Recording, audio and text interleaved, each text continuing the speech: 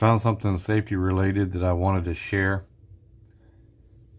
Many of you, some of you at least, may have this meter and in your toolbox and be using it, but something I wanted to share with you to make you aware of.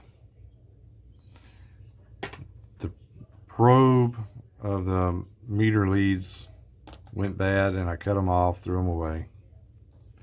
And I was going to use these meter leads for something else, and stripped the red one, and this is what I found. The wire is extremely close to the edge of the insulator surrounding it.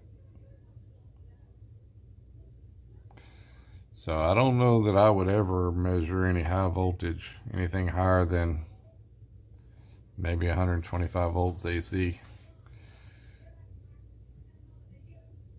because the voltage can actually arc from the conductor through that insulation, possibly into you.